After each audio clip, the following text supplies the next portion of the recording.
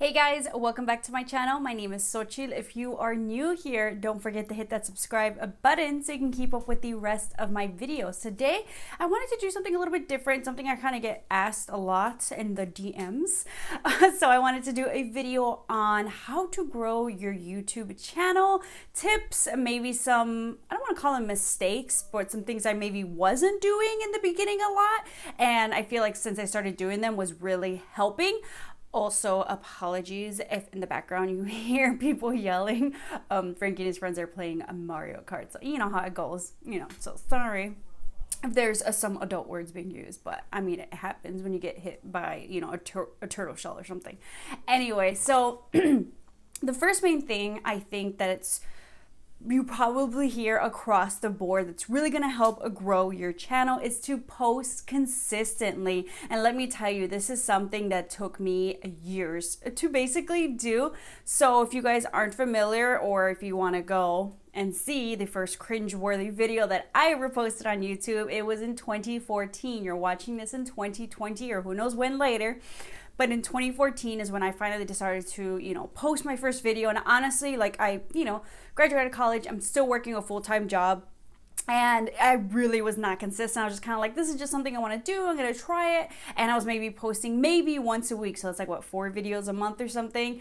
And, maybe every other week. So not until I really started getting consistent. And you can decide what consistent means for you. Is that 1 video a week? Is that 2? Is it 3, 4? Like whatever you have the time and or energy for, especially if maybe you're like me and you have a full-time job and are trying to, put out YouTube videos and all your other side projects if you're like me as well. But you decide what that number is, but try to stay as consistent as possible. And I still kind of fall off sometimes depending on what I do, but I like to try to keep up with at least 2 to 3 videos a week, because honestly, especially as the years go on, as this platform grows and there's more and more people will just forget about you. You're gonna get lost in the shuffle of all the bigger influencers, the new influencers or new YouTube people, whatever niche it kind of might be. It's easy to get lost. It's easy for people to forget. So the consistency, honestly, since I started really being consistent, I would say maybe like 2019 and stuff, I really started making that a goal of mine.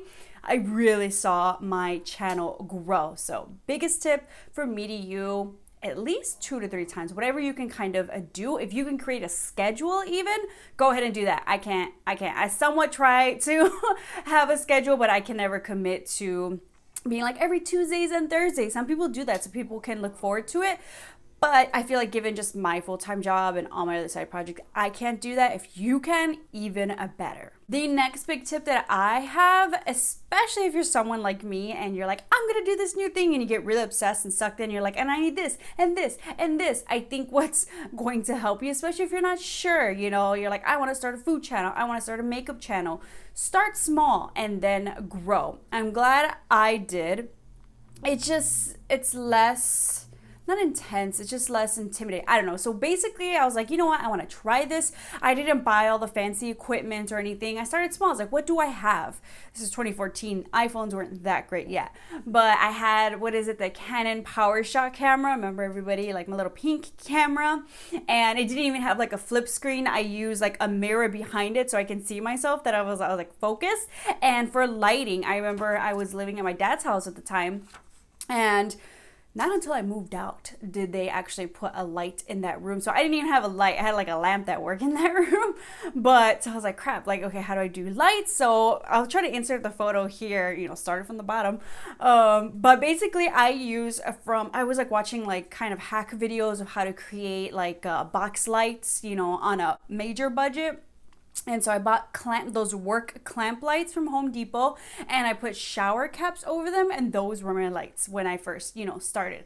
Since then, because I was like, you know what, let's try it out, and then we'll just kind of buy equipment. Since then, I remember I bought then a little mini ring light that had like batteries, especially because I wanted to do like lip swatch videos and I want the quality to be good. And then little by little, and then I finally invested in some umbrella lights, because those are, a little bit cheaper on Amazon. Now I have box lights also from Amazon. I think I spent like maybe no more than $100 for like both of those, but that was after, I was like, okay, let's really step it up.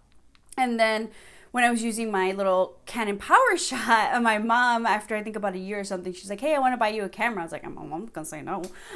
So I was using the Canon T3i to film, and I think a year or two ago, it just like, it just went on the fritz. I think I what do you call it? Not overused it, but I was filming and then it just like burnt out. It's like, I was like, what? And I just, haven't had the time, or I'm just like, that's probably gonna cost, and it was no longer under warranty. Like, I called the Canon store and they're just like, yeah, we don't fix this camera anywhere. It's way too old. And for me, I was like, I'm not gonna buy a whole new camera like that. That was like $800 or something. I was like, not really in the budget for me, but I was like, I have this iPhone. I think it was like, what, 2018? When did I go? Yeah, I think it was like 2018. I was like, this cost me how much? The camera quality is like really good. A lot of people are filming YouTube videos using just their iPhones. And that's honestly what I've been using for the past 2 years. That's what I'm using right now. I just haven't gotten around, like, not that I haven't gotten around to getting my camera fixed, but I'm just like, I feel like it's going to be expensive. Maybe I'll do it. I was like, honestly, I'm usually like Little Miss Budget, DIY. If I can revive it, I will. Like, I said myself, like, over $1,200, like reviving my MacBook before. So I was trying to, look up anything for the, Canon to see what I can do. But I was like, you know what? My phone is working really, really well. The quality, a lot of times people ask me still, what do you use to film? I'm using my iPhone 11. Before it was the iPhone 8 Plus. And I think even before that, it was like the 7 or something. But that's what I've been doing. You don't need fancy equipment, even cheaper. Maybe, use a sunlight. If you have a schedule that allows, for me, a lot of the times I don't have time to film until maybe the evening or sometime in the afternoon and stuff. So that's why I was like, let me get some lights. But hey, if you can use a sunlight and your phone, balling on a budget. But just start small, see how much you like it, see how much you're willing to invest, and just little by little, it hurts a little bit less. And if this is something you're really going to take on, then it's going to be worth it. Next tip is, whatever your channel is dedicated to, whatever you're filming, first off, try to find a niche so that people know it's like, oh, I'm coming here for like makeup videos, or I'm coming here for mukbangs, I'm coming here, for certain things, especially maybe starting off. And then you can kind of mix some stuff. So basically, I've always started off with makeup videos. So, I'll make a video, but then I've, incorporated some like lifestyle stuff, some vlog stuff. A lot of people are following my keto journey. I think later on, you can kind of start doing whatever you want once you've kind of built up that audience. And if they're interested in that extra stuff, great. If not, you kind of gain some other people. Like, I feel like, especially since I started doing my keto journey, that was just something I wanted to document. And at the same time, you want to film stuff that people want to see, but also make sure you're filming stuff that you want to film. I didn't know what was going to come of it, but next thing you know, it was like 5 months worth of like keto videos. But then I feel like the keto community people started following me and like makeup videos as well, which is great. Which, by the way, the keto community is very nice and very sweet. PS. Not to say that the makeup community isn't. I feel like I'm small enough where like my followers are here and my makeup channel, like we're still small enough where all of y'all are really nice. I think when it gets bigger, you start getting like those not so nice people. But make sure you're filming videos, for yourself as well. But overall, whatever it is you're doing, make sure you're loving it. Because yes, it would be great if you can make all this money off of YouTube, but it takes a while. It's 2020. It's been 6 years. I'm still doing this. Yes, I'm making money off of like AdSense and stuff. And, sometimes I'll have companies like reach out or whatever, but I feel like it takes a while. Like the little that you make doesn't cover the products that you're purchasing and stuff. So make sure you're loving it, because at the same time, it's like, if you love it, it doesn't feel like a job. Like, why would you want to go from your day job to doing something else you don't really like just for the money? And I feel like it just really shows in general. I've been doing this for 6 years. I'm not making much money, but I love it. I fell in love with, I think for me, it was like doing like lip swatch videos and stuff, because I understand, like, especially in the drugstore, trying to find the lipstick, like, what is that color? But then also like makeup reviews and just really helping people and just giving them my opinion, honest opinion on what I think of products. I just love genuinely that engagement and having, just met and connected with people here on YouTube because of it. And that's why I'm still doing it, because I think sometimes, when I get home after work, and I didn't have like this YouTube channel or like one of my many other projects, but this is one of my main kind of long-term projects that I've kept up with so much because I love it. I was like, if I didn't have this, like, what would I do after work? Like, just chill on the couch? What? No. So make sure you love it. Next tip would be to whatever you're doing, especially maybe for example, if it is like makeup reviews or like, you know, just hear this niche on my channel, be honest and be authentic overall. I think for whatever you're doing, be authentic, be yourself. A lot of the times people who start YouTube channels, they try to kind of emulate another type of YouTuber. They try to, you know, act like them because like they have all these, you know, viewers and all these people following them. So I'm gonna act just like them because that's what people like. But it's like, guess what? We already have Jacqueline Hills. We already have Nicole Guerrero's. We already have Desi Perkins. Who are you? Because sure, you can try to look and act and sound like them, but all they're gonna think is them. You know, they're not really gonna remember your name. You're just that girl is like, oh, sure, reminds me of this person. That's all you're putting at the top of their head. And honestly, people see through it. But more than anything, it's like people want to see you for who you are. And for me, I totally understand that it takes a while depending who you are. For me, I think it took a while to kind of be comfortable in front of the camera, to be your, you know, true, not your true self, but in general, I feel like sometimes you're a little bit shyer or, you know, stuff like that. So that's fine. Warm up, you know, and then kind of just open up more and more and more. Some people who straight out the bat are like, oh my gosh, hey, blah, blah. You know, if they're a little obnoxious, but they're naturally obnoxiously themselves, that's great too. Some people just open up a little bit sooner than others. I take a little bit of a time, but hopefully you guys have been able to see like my personality here. And usually, you know, sometimes I'll get those comments where like, I like you. You seem very chill. You seem this, like, you seem like a nice laid back person. I was like, yeah, that sounds like me. Like, yeah, I'm a little crazy sometimes, but you know, like overall, like what's the vibe you're giving off? You're trying to show people who you are, and that's who they kind of want to follow, because overall, it's very exhausting to try to be something that you're not. So I don't know why you would want to do that, why you would want to live your life on camera like that. So that's just creating more work for yourself. But then also when it comes to like honesty and stuff, especially for example, for like within the makeup community, when you're doing reviews on products and you want to be honest because people are looking to you, they're trusting you with your opinion. You know, eventually it's just crazy sometimes, like when I had 100 followers to 1,000 followers to like, you know, 5,000 or something. It's like these people are watching my videos because like, should I buy this product or not? And I've been on the other end myself as like the YouTuber before I started watching videos, and still even when I watch big YouTubers, I'm just like, okay, I trust her. So, you know, if she says the product's pretty great, like, I think, you know, I'm going to buy it as well. This is kind of the resource I'm using. So if you lie to people, it's like you're kind of screwing them over in a way. You know, it's like, I don't want you to spend your hard-earned money on something that I honestly don't think is good, but I just want to lie to you so that either a company will send me, you know, that product for free, I can partner or something with them, or I'm gonna lie to you because they did send it to me for free.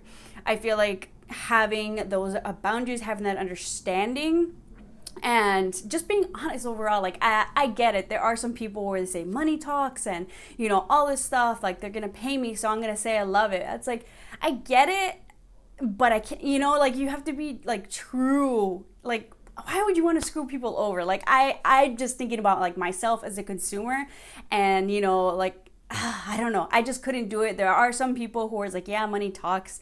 And, you know, maybe I totally haven't been in that situation. I have been, you know, offered to, you know, review some products and say that I love it so that I can get paid. But I was like, no, I want to try it first. And if I love it, then I'm going to go ahead and of course promote it. If it's a product I already love, it would be great to get paid to say, you know, what it is you love about it. But I don't know, that's just skeezy. To lie to people, like, man, like, no, I can't. Don't do it. Just don't do it. People will see right through it, especially people who really watch YouTube videos. Because I feel like for me too, I feel like that's where I just kind of like lost trust in people when like the money factor came in, especially when it was like some of these YouTubers where it's like all you ever saw them was use high-end makeup. All of a sudden they're using, you know, drugstore makeup. I was like, girl, you know, you don't use that. You know, you're just all about Sephora products. Like people will see right through it and your trust is lost there, right? Another simple tip that will just kind of like switch things up for you is thumbnails. Working on thumbnails for your videos, having something that's like a quick preview, something that's going to be eye-catching rather than just using just the random image that it generates for you. Just, is this a review? Like just something eye-popping, I think, because your thumbnail is just like a quick preview of what your video is about. And I don't always spend like hours and hours or this long of a time on every single thumbnail, but if you can at least kind of have some consistency, or at least just have something like with products in the background, so people would be like, ooh, like I've been curious about that product, or just something that's going to catch their attention rather than just like a screenshot of like, you know, like people are like, what is that video about? Because a lot of times people don't read the titles. So I think the thumbnail, if you spend just a little bit of time, you don't have to know how to use Photoshop. You can use something free like PicMonkey. I'll link it down below. It's a free resource. You can use Canva as well for your videos, your thumbnails. And I think that honestly makes the biggest difference. Another big tip, utilize your analytics. If you guys don't know what that is, Google Analytics is incorporated into your YouTube like studio. Use it. Find out what are two different things: your most viewed videos and your most watch minute videos. They're very different, but basically the main one you really want to look at is most watched minutes, what kept people engaged, because those are the videos that YouTube wants to push out and recommend to people the most. Most views helps, but a lot of times it's like people are only watching for 5 seconds. That's not going to show as much engagement. So therefore it's like YouTube's not going to really recommend it to other people or add it to like other discovery pages and stuff. So what are the videos that are getting you the most watch minutes? Are they like Chit Chat Get Ready With Me's? Are they vlogs? Like, what are the chismosas watching? Because that's kind of not to fully replicate it, but make a couple more videos like that. So I was like, okay, a lot of people like to, you know, chit chat and get ready with me. They like the chisme. Let's do a couple of more of those. Maybe, you know, for most views, people love the lip swatch videos, but let's not make the intro way too long, because then that's where people kind of fall off. Understand what it is your audience likes, so that you can create some more videos like that. Because if not, I mean, if you just want to create videos for yourself, like that's totally cool too. But, you know, if you want videos that are, you know, going to be watched by other people, shared by other people, liked by other people, all those things are going to kind of boost you forward and kind of help you grow. So now they're going to be recommended to other people. Now other people are going to see your videos. They're going to like it. They're going to, you know, follow. All of that is incorporated together. So make sure you know what it is people like. Another helpful thing when you're like stuck, you're in a rut, you're like, I don't know what to film, I don't know. Poll your audience. Use maybe Instagram or YouTube here and be like, hey, drop your suggestions down below. What videos do you guys want to see next? What videos do you guys really enjoy? What new products do you want to see me review? Ask your audience, because sometimes they'll come up with ideas and you're just like, I didn't even think about that. I was like, okay, let me add it to my list. Sometimes not everything gets added to the wish list, but you know, if you can get the majority of it, also I think it's kind of cool. I think as like someone watching somebody else's like YouTube videos and they like kind of create one based off of my suggestion, I think that's pretty cool. And then I think for me creating it, I was like, hey, look, did you watch the video? Like, I did your suggestion, but then it's like, who knows how many other people wanted to see that type of video. Sometimes it's going to be like duplicates. So I was like, oh, people actually want to see this. Like, I probably would not have filmed this video or thought to film this video, or maybe I was like, is that too simple? Do people actually want to see that? I don't know. And they do. So I think that's also very helpful, because it's like, who are you making these videos for? Make some videos that people who are following you want to see. Another really huge helpful tip: SEO, search engine optimization. This will really boost your videos. So basically, create titles for your videos that's gonna give you keyword search terms. So like what it is people are searching for on YouTube. So you're just like makeup tutorial, like what's the theme? Thanksgiving, it's a Thanksgiving tutorial.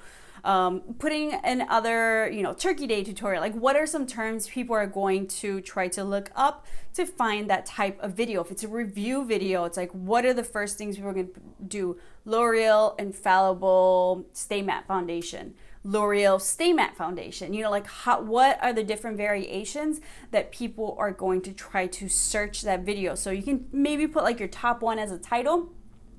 And then there's a section for tags. Basically, you can add other keywords that'll help. And so it's like, this is going to help people find your video. So if you do like a very specific tag, like one of your top ones, like this is what people are going to search it as, they're going to find you, boom, boom, boom, boom. Like as many times as you can kind of put that product name, that brand name or something in either your tags, your title, and your description. Basically, you know, the like YouTube search is going to kind of pick up your video because it's like, this is what people are searching.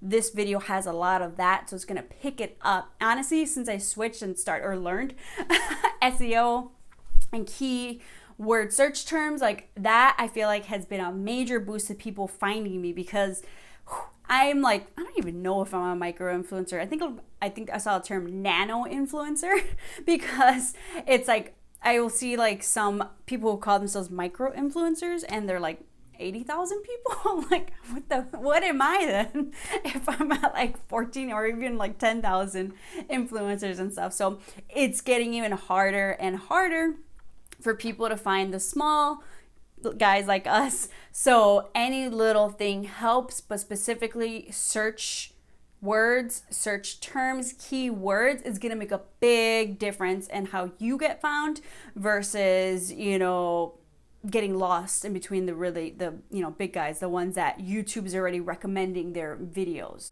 Another big one, which it's annoying when bigger channels, medium size, or just in general any channel, responding to the comments. Like, it's just common courtesy, man. But more than anything, also it's like engagement right there. The more people comment on your video, the more it's driving traffic back to your channel. But then not only you responding is driving traffic back to your channel, but engagement, you know, like people are taking the time to watch your video. People are taking the time to leave a comment. Like, you don't know how happy comments make me. Like, not only is it nice because it drives traffic, but for me, I'm just like, somebody actually watched my video. Somebody was actually interested, or like listened to something that I said, or like just picked up on like that stupid little dad joke or whatever, and they laughed too. But I think personally, like, I enjoy it. I think from a personal level, I think that's great. But if you want to, you know, it's like a SEO type of a thing, engagement, the more, you know, people are engaging in your comments, I think is very, very helpful. Also, because now YouTube is like, hey, people are checking this out. That's like another level of engagement. Comments, likes, shares. It helps. Make sure you comment, like, and share for this video. Make sure you're following as well, because then YouTube's like, hey, this is getting a lot of traffic. Let's boost this video up as well. But I think for my audience in general, like, it just makes me happy knowing it's like, hey, somebody's actually interested in this video that I'm making. It wasn't just me. When it comes to engagement and comments, responding to the comments, I think one, just for like your own self-care, would be to ignore the haters on here. Like I said, my channel's still small, so I'm just kind of like, I really don't get like hate comments like that or anything. And when I do, it's usually just like, what? It's usually someone's like, oh my gosh, you're ugly. I'm like, okay. And you just see like the profiles, like, dude, are you like 12 or 13 years old? Just like delete whatever. Just like stupid comments like, oh, you talk too much. I'm probably gonna get that one on this one. I'm just like, well, yeah, or especially when people commented on my chatty get ready with me, I was like, did you not read the title? Or a review. It's like, you talked about this product too much. I was like, but so sometimes, usually they don't bother me because I'm just like, whatever. Most of the time I'll just delete if it's just like just to be mean. It's not even constructive. I'll just delete. Sometimes, you know, you get in a little petty mood, but I still try to answer it professionally petty in a way, keeping it constructive, because you got to think about it. Like, you don't want to be malicious. You're still technically a brand. Receipts, receipts, receipts. But more than anything, I'm in a little sassy mood and I want to respond back. Also, when I do respond back, I'm thinking, well, guess what? They're commenting, I'm commenting, they're commenting back because they're like, oh my gosh. Because like, people get so mad when you're petty. I'm just like, be even more petty. But engagement, so I'm just like, oh my gosh, thank you so much. Oh, you just paid the light bill. Oh, you just paid this bill. So I mean, sometimes I was like, might as well, we're gonna get more engagement, more traffic, so I just go back and forth a little. But then I was just like, dude, like, I got other shit to do, so I'll see you later. Another thing that I've always just hated, I'm never gonna do, I'm usually just gonna delete or ignore, or luckily a lot of these go to spam the comments. Don't be this person. If you are, just stop. It's annoying. The people who comment on my videos sub for sub, or I'm a small channel, you should support me. Like what? Or, you know, like the people specifically just coming to your channel just so that they can convince you to subscribe to theirs, so that you'll subscribe, so that they'll subscribe to yours, you know? Where it's like, for me, I know for me personally, like there's other YouTubers that I watch on here that I like.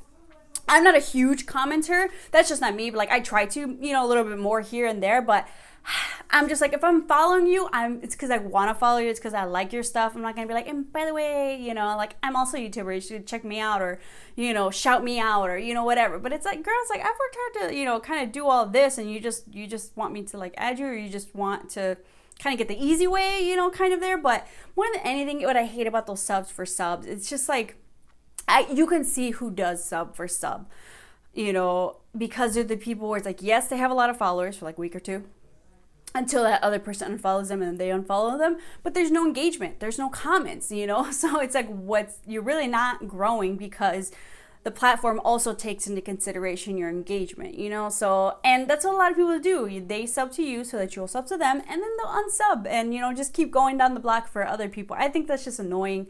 Don't do it here. Just know I'm deleting it, or luckily it goes to spam. But I think that's just not the way you want to build your platform. Build your platform with real people, an actual audience. Because for me, I'd rather know that people are subscribing because they actually like my stuff, rather than, you know, me kind of trading them something to do it. I'm just not a fan of it. If I like your stuff, like sometimes I'll go check out the stuff, and if I like it, I will subscribe.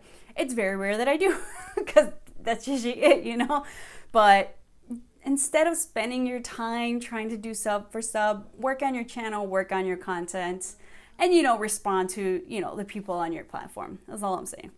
The other thing that I want to mention also is don't sell out. just don't sell out. Like, what's the point?